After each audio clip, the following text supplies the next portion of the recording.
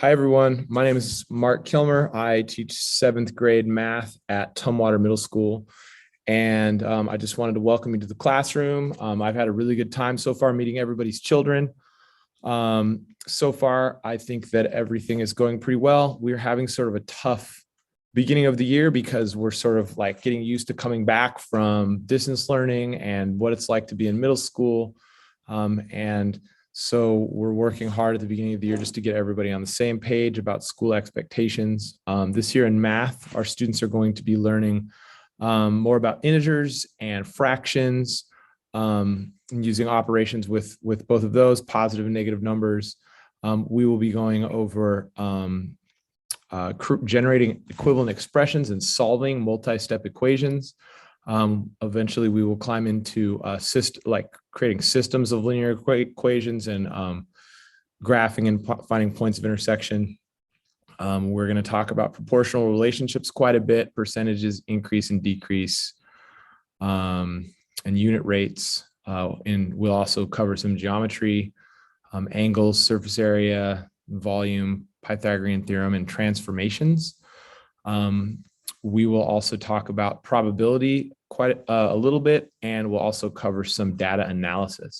You can track how your student is doing through a few ways. I will be assigning homework. I have not assigned any yet, but I will start assigning homework once we get through our preliminary activities, and that homework will be available. I will be stamping homework as I check it in. I'll stamp things on block days, so it'll be every other day that I will stamp your child's homework.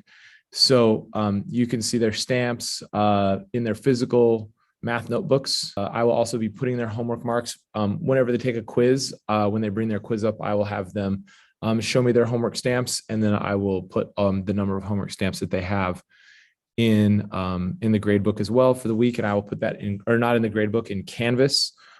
So you can check for homework in Canvas one section at a time. Completed homework is considered for practice.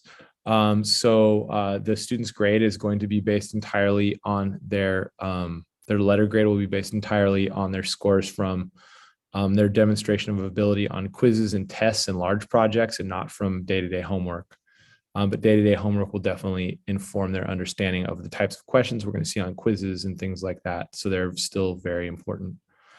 I am going to share my screen really quick to show where you can go in Canvas to look. If you haven't already done so, you should set up a parent Canvas account to give you access to your student's Canvas account.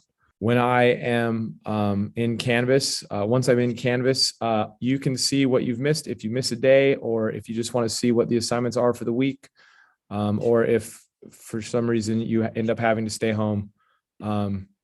You can see everything on the calendar. It is not part of my course. The calendar gives students access day-to-day to all of their courses. So if you can't see my class, you need to make sure that the Math 7-8 M140Y box is checked. If it's showing up, it should say Math 7-8 every day, just like this. And if you go to today's date, then you can see what we're going to work on for today. If you want to see what you missed in a previous day, you can see what we worked on for the previous day. And if you want to see what we're doing in the future, you can click on a future course. If there's too much, if it's too busy, if you see too many things on the daily schedule, you can uncheck boxes to make them go away temporarily, just to see if you wanted to isolate math, or if you wanted to isolate advisory or one of your other classes.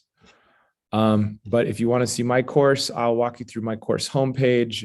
The course has some contact information for me and a little bit of information about me.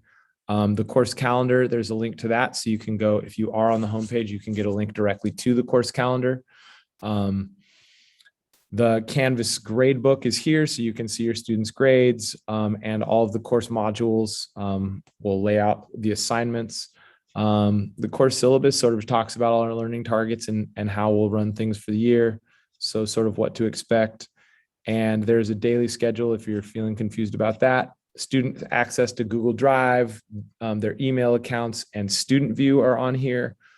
I don't have a link to Parent View on here, but you can you can find Parent View through the Beaverton webpage.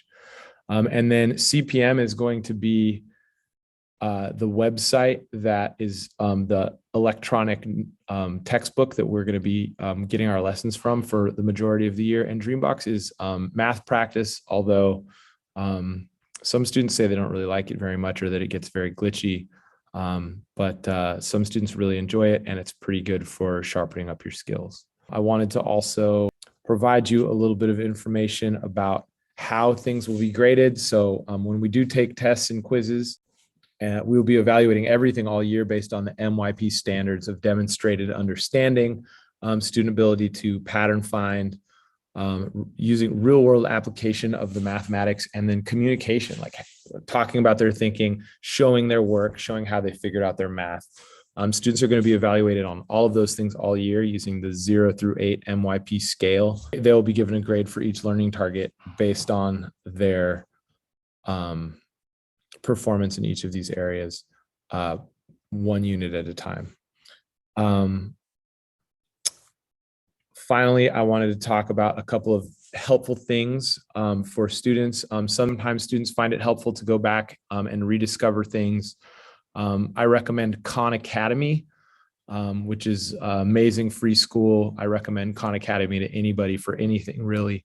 But it's an excellent opportunity for students to go back and get a second tutorial on something if they miss out. I also recommend the YouTube channel for Math Antics.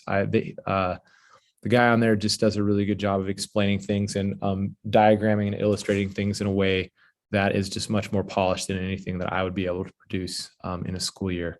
But really, a really great resource if you're feeling confused. I try to include his videos on homework assignments when I can.